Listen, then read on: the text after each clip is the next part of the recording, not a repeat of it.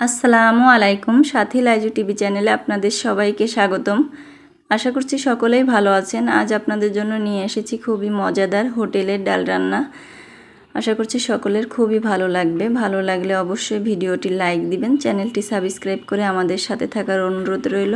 আর যারা সাবস্ক্রাইব করেছেন তাদেরকে অসংখ্য ধন্যবাদ। তাহলে চলুন রেসিপিটি শুরু করি। এখানে আমি 2 কাপ ডাল নিয়েছি। ডালটা আমি 4 ঘন্টা ভিজিয়ে রেখেছিলাম পানিতে। দেখুন কতটা ফুলে উঠেছে। এবার চুলায় একটি প্যান দিব। প্যানে দিয়ে আমি ডালগুলো ভালো করে সিদ্ধ করে নিব। দিয়ে দিব হাফ চা চামচ লবণ। লবণটা দিয়ে ঢাকনা দিয়ে ঢেকে দিব। ডালটা আমাদের ঢাকনা দিয়ে সিদ্ধ করতে হবে। দেখুন অনেকটা পানি উপচে পড়ছে। এখন আমি কিছুটা তেল দিয়ে দিব। তেল দিলে পরে পানি উপচে পড়বে না উপর থেকে। আর এর ফেনা যেটা হয়েছে সেই ফেনাটা আমি ফেলে দিব। ডালের ফেনাটা ফেলে দিতে হবে। এবার ঢাকনা দিয়ে আমি ভালো করে সিদ্ধ করে নিব ডালটা।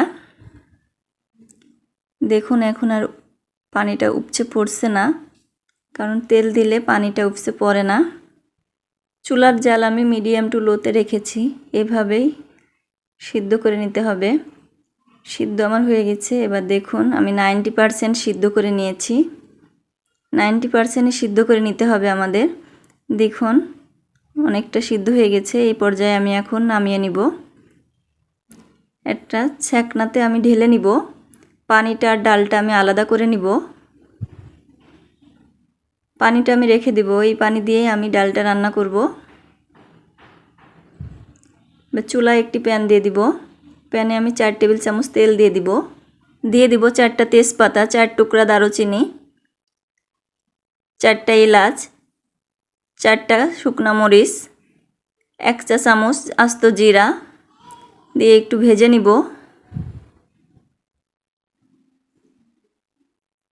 এবার দিয়ে দিব হাফ কাপ পেঁয়াজ বাটা।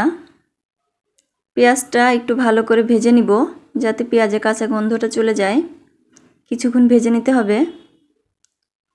কিছুক্ষণ আমি ভেজে নিয়েছি। এবার দিয়ে দিব 1 চা চামচ রসুন বাটা, দিয়ে দিব 1 চা চামচ আদা বাটা, দিয়ে আবারও ভেজে নিব কিছুক্ষণ যাতে আদা রসুনের কাঁচা গন্ধটাও চলে যায়। ভালো করে ভেজে নিতে হবে। ভালো করে ভেজে নিয়েছি। এবার দিয়ে দিব হাফ চা চামচ লবণ। লবণ দিয়ে আবারও মিশিয়ে নিব মশলাগুলো একসঙ্গে। ভালো করে মিশিয়ে নিয়েছি। এবার দিয়ে দিব 1 চা চামচ মরিচের গুঁড়া, লাল মরিচের গুঁড়া, দিয়ে দিব 1 চা চামচ হলুদ গুঁড়া, দিয়ে দিব 1 চা চামচ ধনিয়া গুঁড়া, দিয়ে দিব 1 চা চামচ জিরে গুঁড়া, দিয়ে ভালো করে মশলাগুলো কষিয়ে নিব।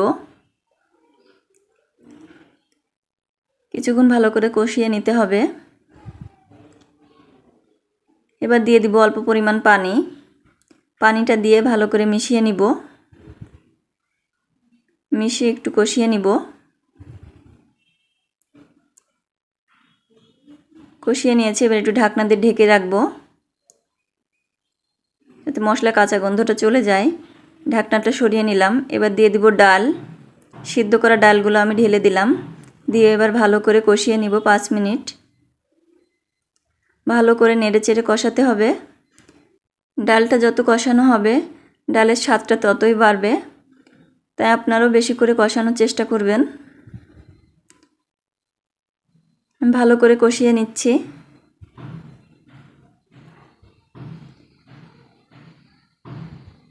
ভালো করে কষিয়ে নিয়েছি। এবার দিয়ে দিব ডালের পানিটা, যেটা সেদ্ধ করা পানি রেখে দিয়েছিলাম ওই পানিটা আমি দিয়ে দিব। আর দিয়ে দিব 1 কাপ ফ্রেশ পানি। এবার দিয়ে দিব কিছু কাঁচা পাকা মরিচ। মরিচের মাথাগুলো আমি ভেঙে দিয়েছি। এভাবে ভেঙে দিলে মরিচের ফ্লেভারটা ভালো করে ঢুকে যাবে ডালের ভিতরে। এই জন্য আমি ভেঙে দিয়েছি। একটু নেড়ে চেড়ে নিব। নেড়ে এবার ঢাকনা দিয়ে ঢেকে দিব।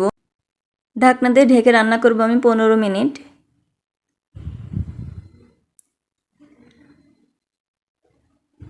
15 মিনিট পর এবার ঢাকনাটা আমি সরিয়ে নিব। এবার আমি দিয়ে দিব 1 চা চামচ গরম মশলা গুঁড়া। গরম মশলাটা দিয়ে আমি একটু নেড়ে মিশিয়ে দিব। ডালের সঙ্গে গরম মশলাটা ভালো করে মিশিয়ে নিতে হবে। নেড়ে মিশিয়ে নিলাম। এবার ঢাকনা দিয়ে ঢেকে দিব আবারও 5 মিনিটের জন্য। 5 মিনিট আমি রান্না করব। 5 মিনিট পর দেখুন রান্নাটা আমার প্রায় হয়ে এসেছে, এবার আমি চুলাটা বন্ধ করে দিব। হয়ে গেল আমাদের খুবই মজাদার রেস্টুরেন্ট স্টাইলে ডাল রান্না। এটা পরোটা, লুচি কিংবা ভাতের সঙ্গে আপনারা খেতে পারেন। খুবই মজাদার এই রেসিপিটা, একবার হলেও বাসায় ট্রাই করবেন। আশা করছি আপনাদের কাছে খুবই ভালো লেগেছে এই ডালের রেসিপিটা। ভালো লাগলে অবশ্যই ভিডিওটি লাইক দিবেন, চ্যানেলটি সাবস্ক্রাইব করে আমাদের সাথে থাকার অনুরোধ রইল। সবাই ভালো থাকুন, আল্লাহ হাফেজ।